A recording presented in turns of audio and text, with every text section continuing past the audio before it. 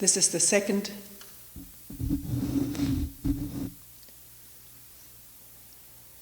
second day of the November 89 7-day retreat in Springwater.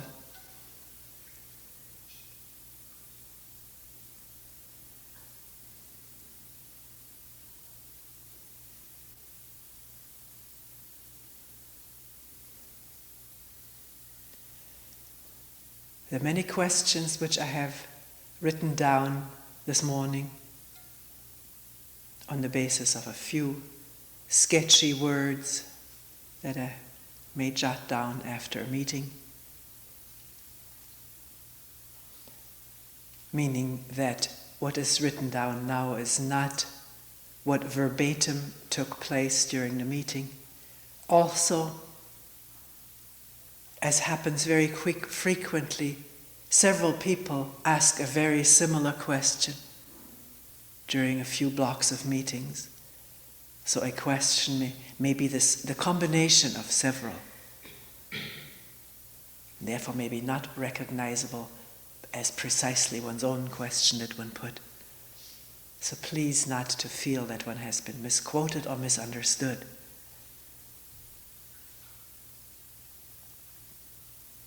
Important thing is not to verbatim repeat a question, but to work with what concerns us, superficially as well as deeply.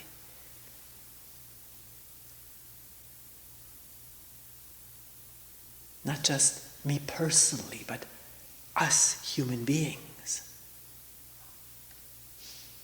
living on this, in this hall, in this building, in this country, or in this world together.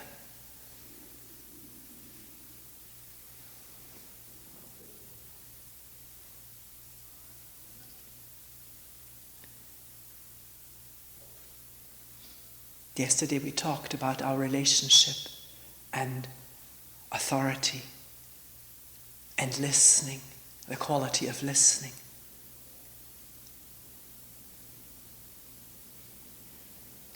And the next question that we will work with this morning is, what do you do here? What are we doing here, sitting here, or being here for a week?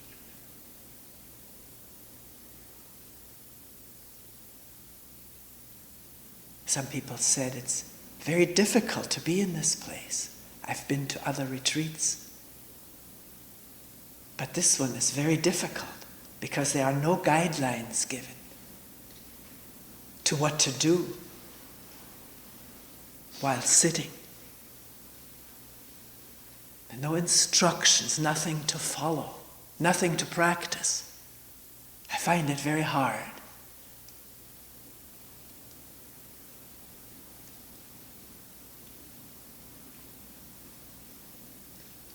And other questions concern questioning. What do you mean by questioning? You use that term so much. What do you mean by it? What is questioning? One person, the way he put it was, habitually, in our conditioned ways, I find myself doing something all the time. And the questioning now also becomes a doing.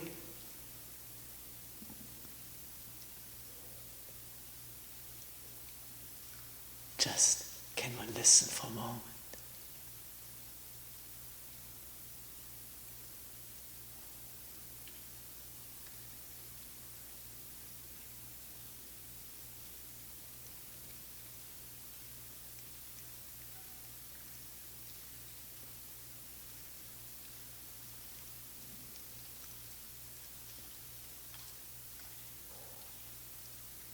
These talks are not planned out, but things do happen. Is it possible to listen without effort?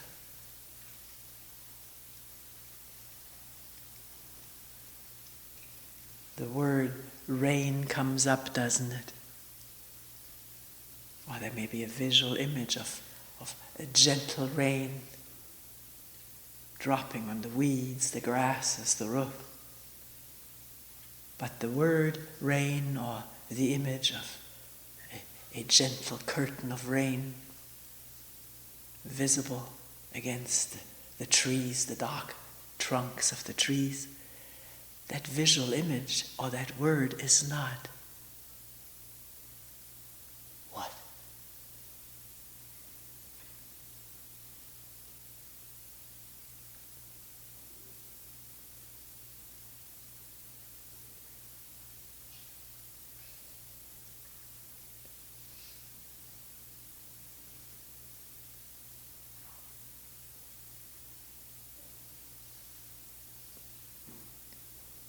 So coming back to the first question, what are we doing here?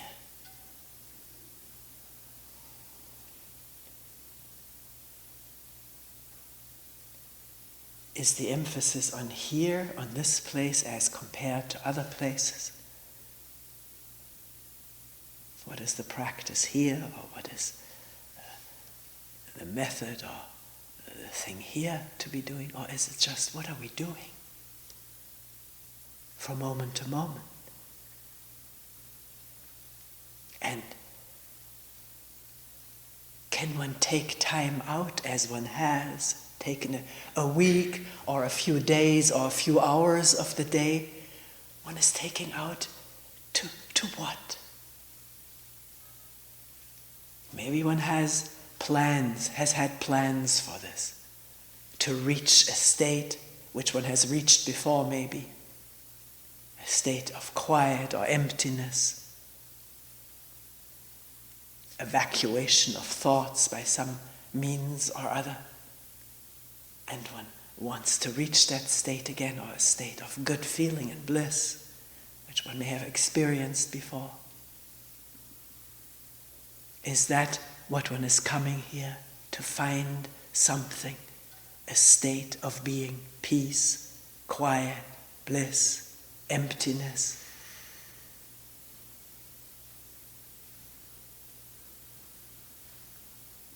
Then one will miss any guidance given to reach those states.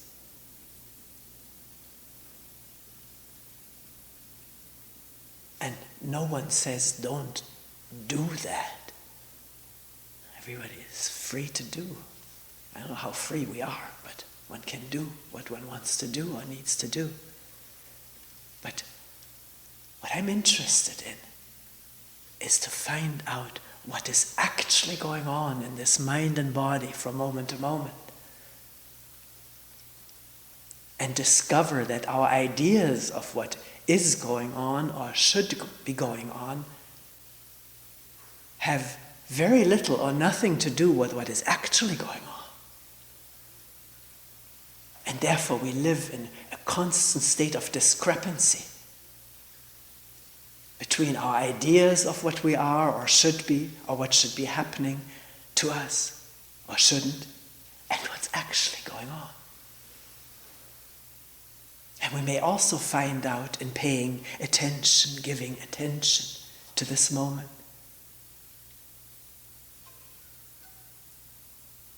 that what is actually taking place, the thoughts that arise or the feelings that these thoughts and memories evoke, are not what we like or want to be with.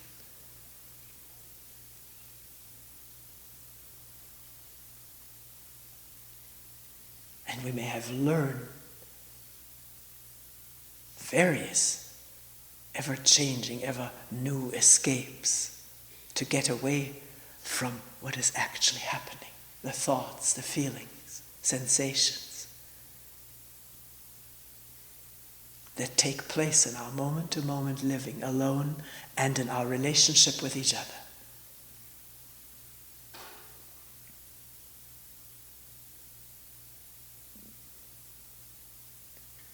So, coming here, every day a talk is given, which one may attend or does not need to attend. There's nothing required. You don't have to come to a talk.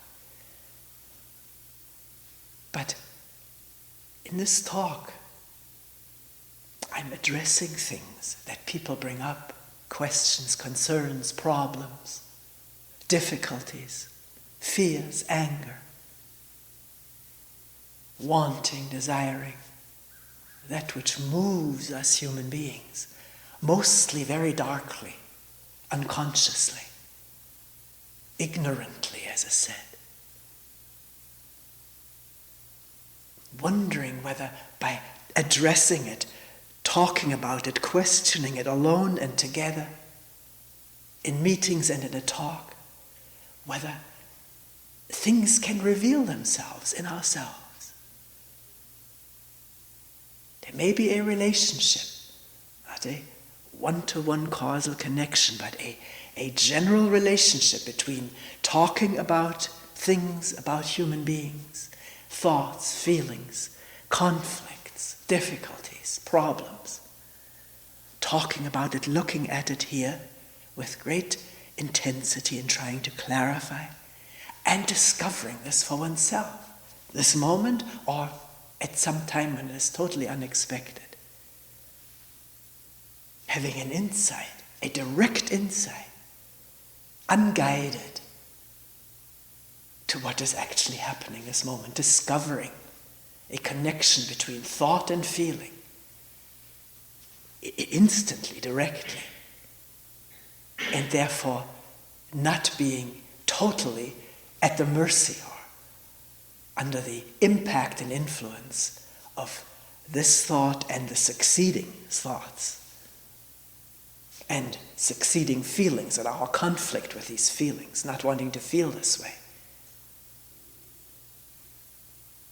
And therefore in a state of imbalance, upset, irritation, which communicates itself to the people we're with, at the workplace, or in the family, at home, or in the car driving, or in the bus riding.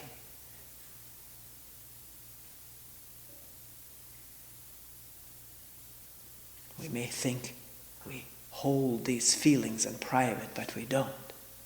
For one thing, it's very likely that a lot of people around us feel the same way at one time or another, maybe at the same time. But also the way we feel, the way we look, we exude what we feel like, our irritations, our anger, our discontent, or joy, and good feelings somehow communicate themselves in a way very little understood, but is palpable.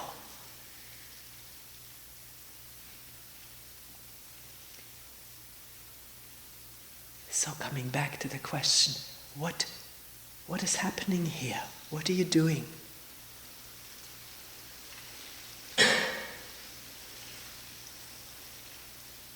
It's listening openly.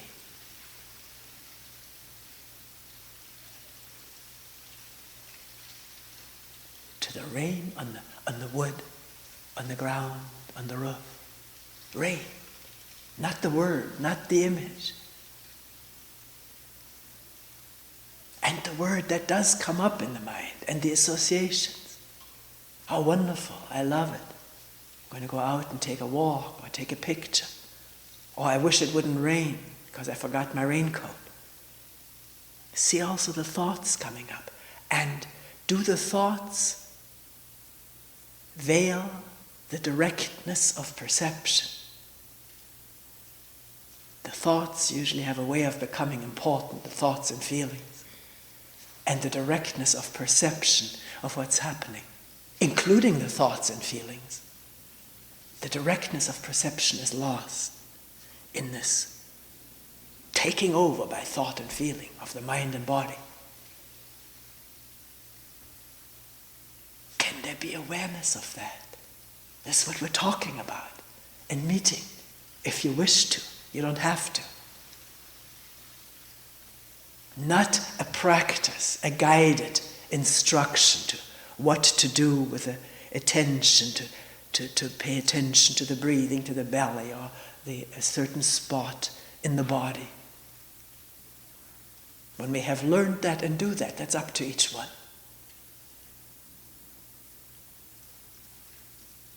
But what I'm interested in is whether human beings can become awake and aware intelligently, compassionately aware of what's happening within themselves and in their relationship with each other. On the immediate level, as we're working together in the kitchen or on a work site,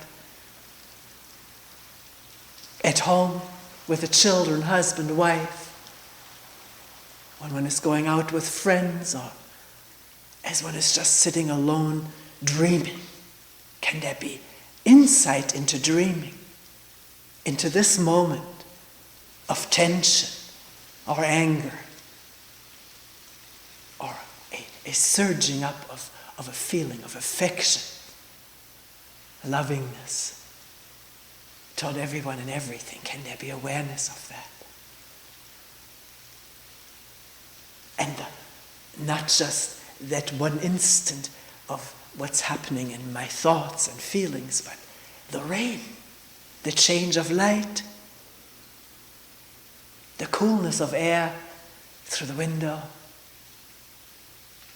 the breathing, light or heavy, short or long, the heart beating, the blood circulating, maybe a pain somewhere in the body. It doesn't need to be localized, it's there. Can it be part of this whole total aliveness, this moment? Aware aliveness? That's what we're asking.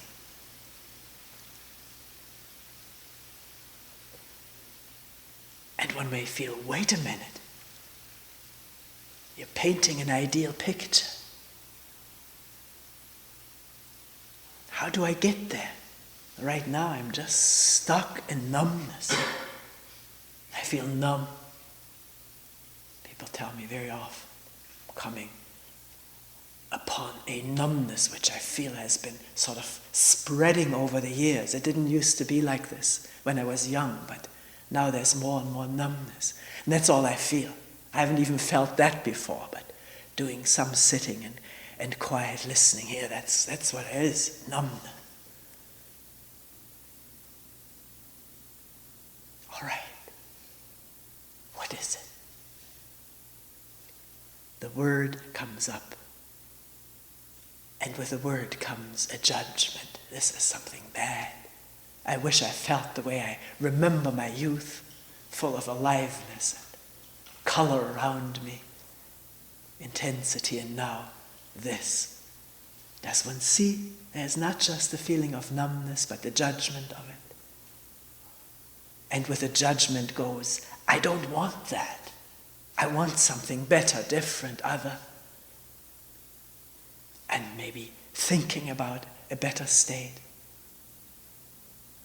And the memory of that better state being what one indulges in, rather than trying to figure out what this, not figure out, find out directly, immediately, what this numbness is and what it is all about, without judging it.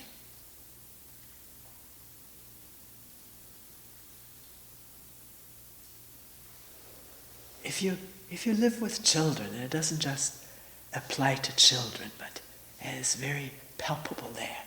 If a child feels unjudged,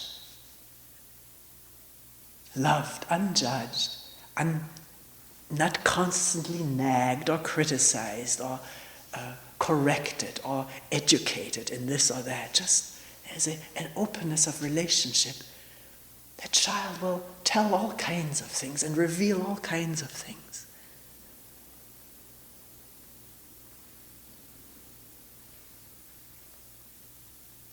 There'll be a shared openness.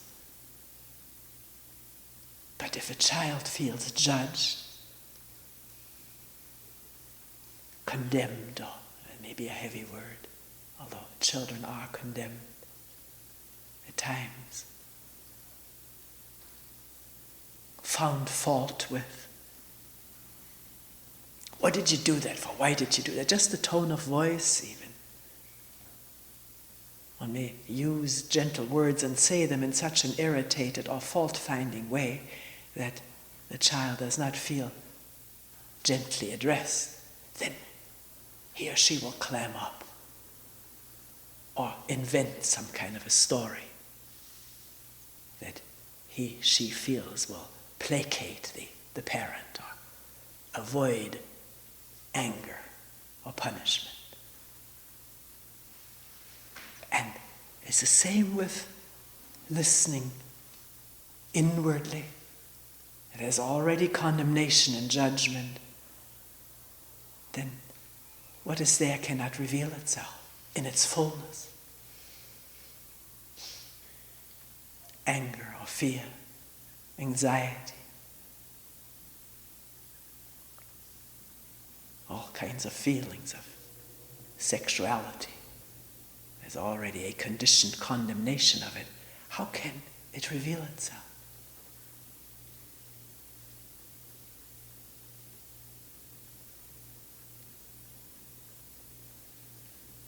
But our judgments are there instantly. We're so conditioned to judge.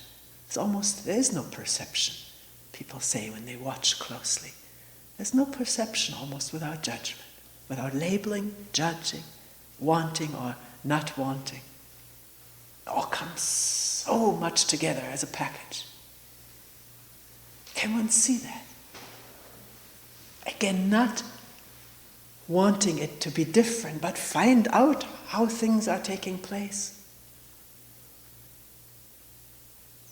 That's what needs to be discovered if we are to be in tune with ourselves, not at odds, in dissonance, in conflict, in duality.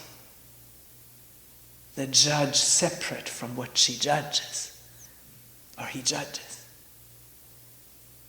But the judgment is there. Can one observe it? Benignly, spaciously, openly. To see that the feelings that judgment evokes,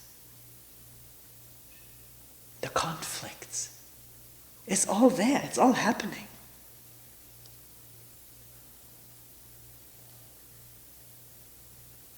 And we don't notice it most of the time because the mind is running off tapes of what I need to do, of what should happen, what other people are like or shouldn't be like, what I'm afraid will happen, and so forth. These are the tapes that are running at the same time that other thoughts and feelings take place in the body and mind. There are many tracks that can run at the same time in the brain. And every thought, every track, tape affects this body. No wonder we feel so much in turmoil most of the time. Or numb. The body-mind also has mechanisms to numb itself, not to feel.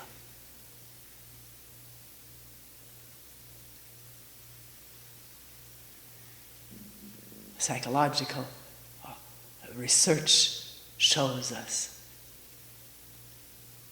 that there may be certain instances in one's life, usually in one's very youthful life, where something became too much, pain, fear became too much, and there was a shutdown.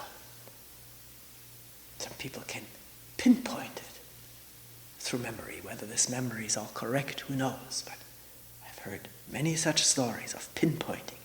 At the age 3, 4, 5, I remember shutting down. And such shutdown is not selective, even though we would like it to be. Shut down the anxiety-producing thoughts and feelings, the pain-producing thoughts and feelings, but leave open the pleasant ones, the feeling of pleasure and beauty. But usually it goes across the board, numbness. Walking through the woods and with a feeling, so what? I don't really care. I can't be in touch. What difference does it make?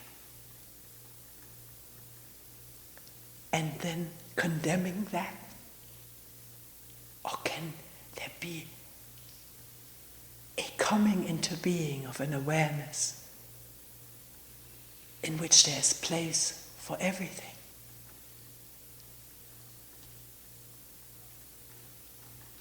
Not zeroing in on something that has happened with judgment and dislike or discontent, but letting it be and remaining open.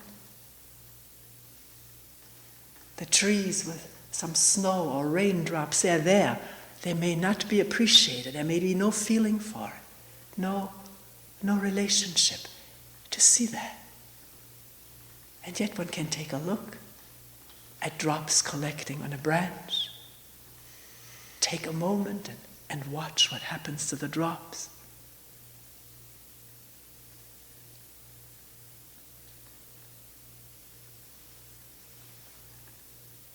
Just take time. There's a week here of time. It's only a relatively brief work period, a little bit shorter for some, a little bit longer for others.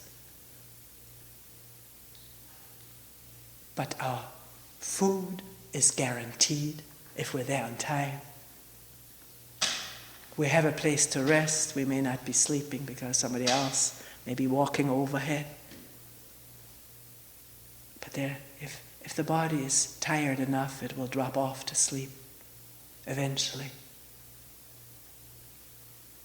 There is shelter, there's warmth, there are windows to look out from. Everything is there for us for this week or day or days or moments of time. So we have the luxury of leisure here to observe without immediately coming down on something. And if the coming down happens, can that itself be felt and seen and heard and observed? Not judging the condemnation as bad. It's happening. It's happened. It's happened in our life over and over. Condemning and being condemned. Finding fault and having been found fault with. In an endless cycle or stream of perpetuation. The same thing happening over and over again, generation after generation. The older brother already finding fault with the little sister, in the same way the parent did, the grandparent did, and the grandparent did. Maybe not precisely the same way, but it's finding fault. And the feelings that arise in the one with whom fault has been found. Hurt. And with that hurt, if one looks closely and openly, the germination of the seed of revenge, trying to pay it back to someone at the right time. The tension is set up.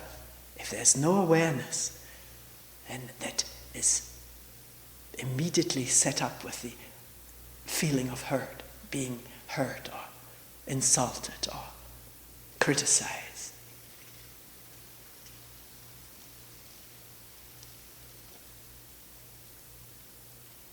There's so much to come upon. But will you ask, or are you asking, how do I come upon that? When I sit, there's numbness or dreaminess. Well, what is that? Can one always start with what's there this instant? And listen in a fresh way.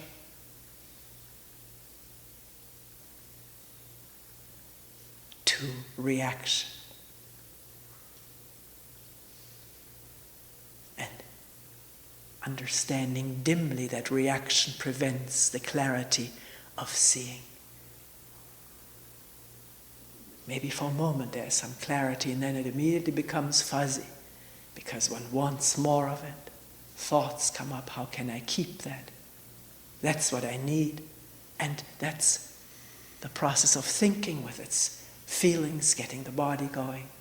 And the momentary clarity is finished. It's now thinking and reacting and sensing, feeling.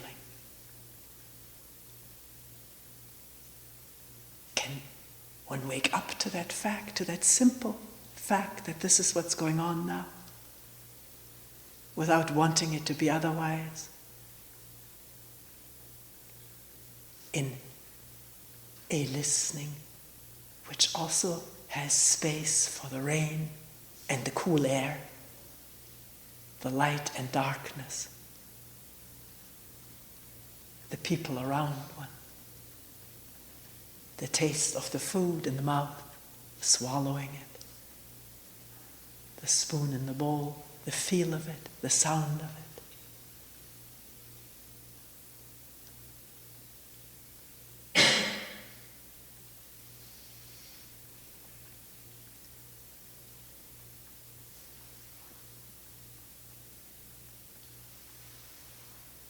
Attaching oneself to a practice or method to attain a state may very well bring that state about, but it is not the openness of awareness, of wanting a state. Wanting. Right now it's a state one wants, a state of bliss or peace, but when that may happen, one may bring it about with certain techniques. After a while it pales, one gets numb to that and wants something more exciting. Like one person once said years ago, I want a little bit more wholeness and perfection.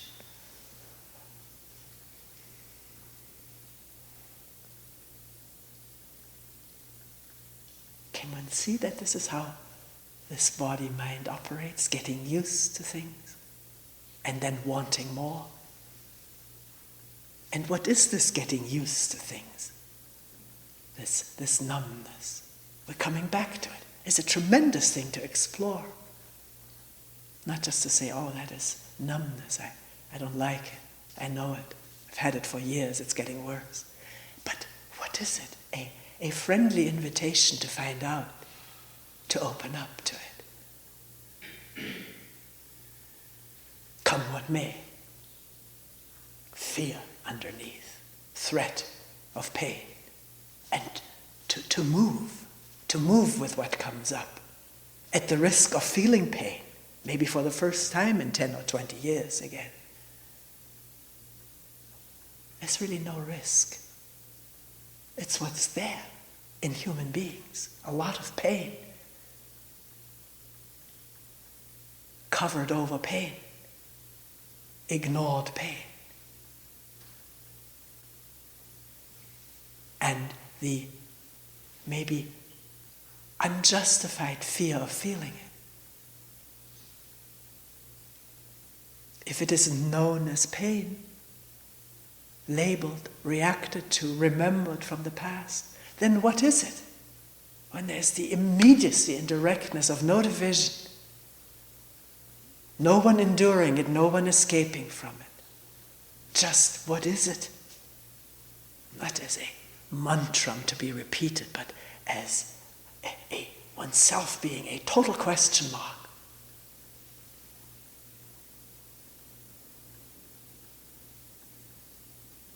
And with this we're coming to that second question, aren't we? What is questioning? What do you mean by questioning? What do you do? I find I'm doing something. I'm not even quite aware what I'm doing. But since I'm conditioned to do things, now I'm doing questioning.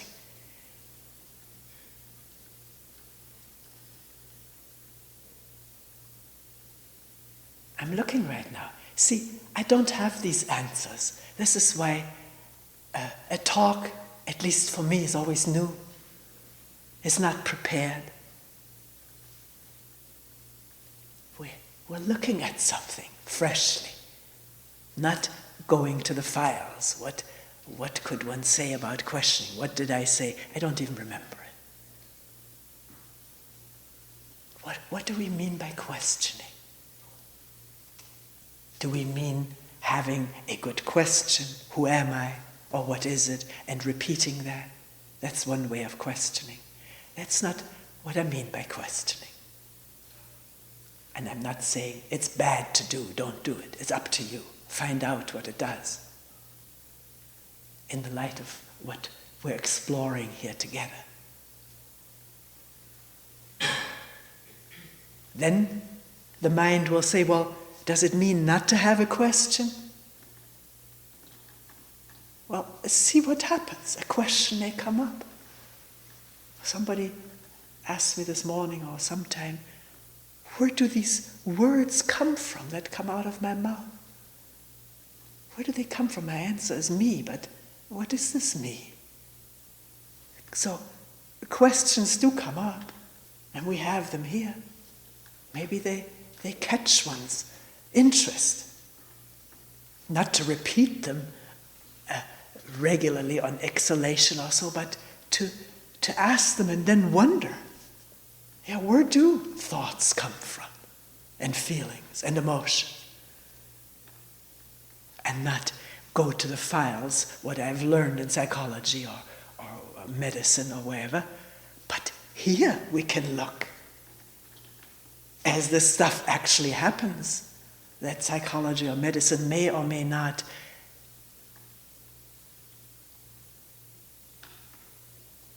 base its research on.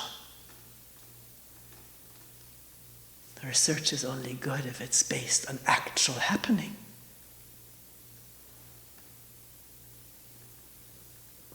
So a question may come up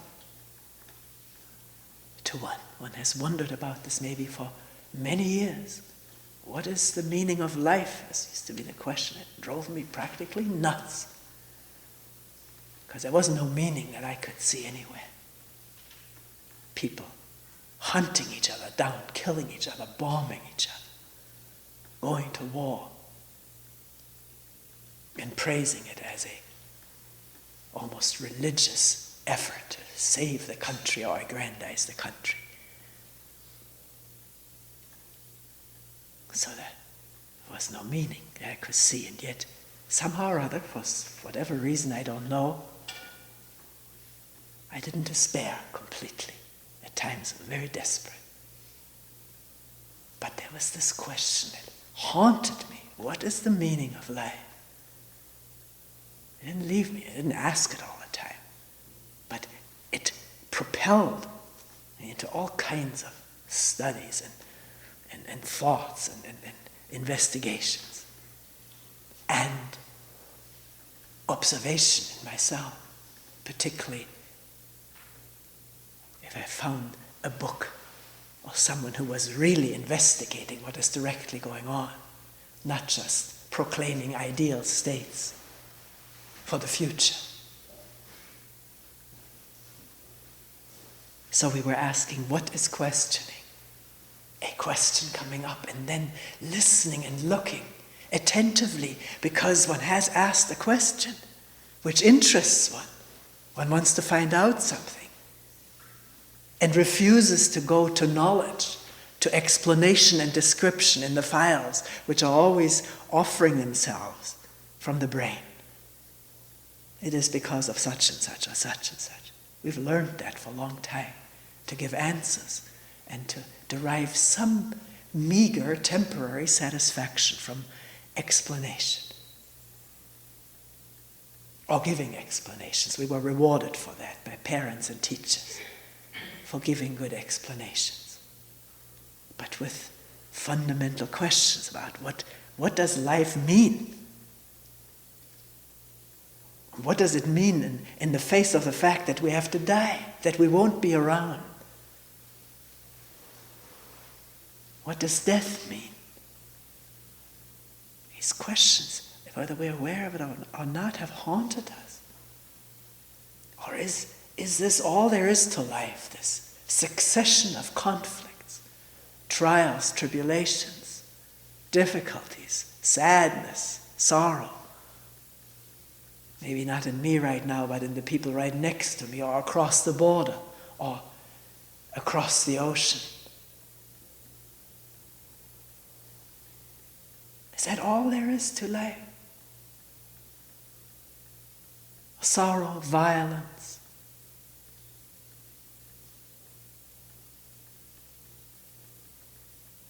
And maybe a comforting religion.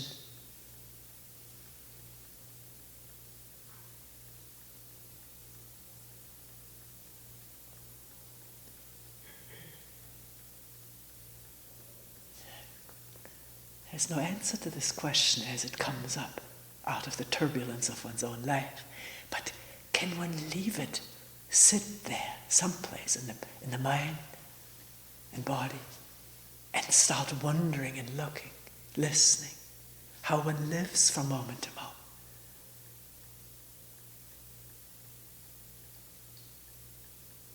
Whether there may be a relationship between the way we live, think, emote, act from moment to moment and the way this whole world seems to live and act and emote, conflict and erupt in violence.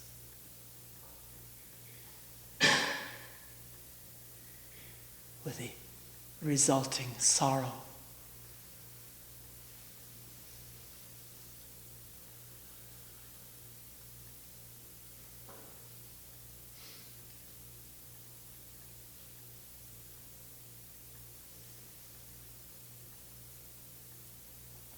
So questioning can be a haunting question or a newly emerging question, which is left alone. Left alone meaning not going at it in our habitual, conventional ways of answering or looking it up in books or files. But then there's still another meaning to questioning.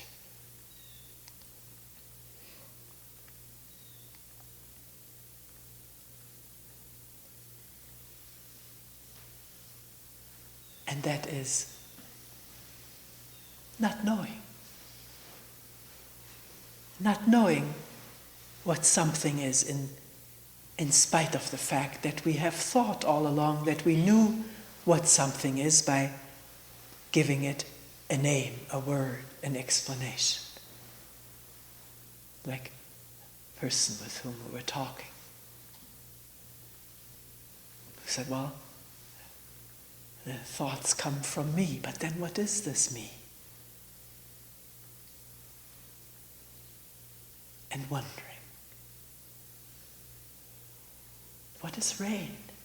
If we don't go with a word which comes up maybe so automatically, what is dripping? If we see that the word dripping and the image of a drip maybe down the window pane is not the actuality of it. What is the actuality of it? And if I have no words, if I let go of explanations, they come up, but I don't want explanations. Can there be in touchness with the real thing?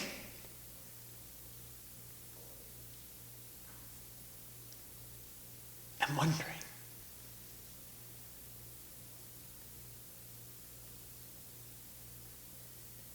And therefore there is a listening without knowing. Not knowing the answer to the question, not knowing what dripping really is. If the word is seen to be just a word, the picture just a picture.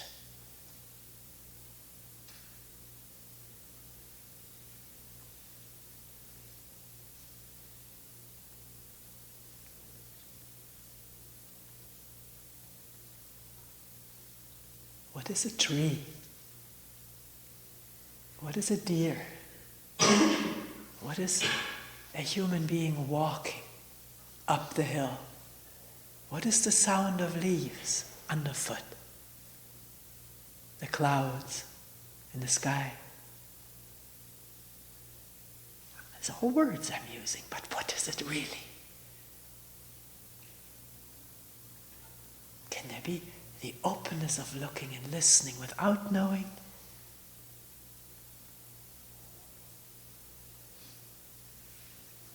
without coming to a conclusion, without fixing anything.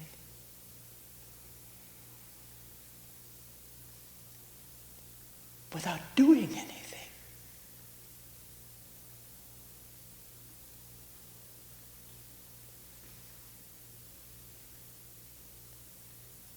We can also ask what is doing and listen to the wanting to do something, or maybe something is still churning around doing. Can one listen to that just as the drips on the woodpile? Doing. I got to do something.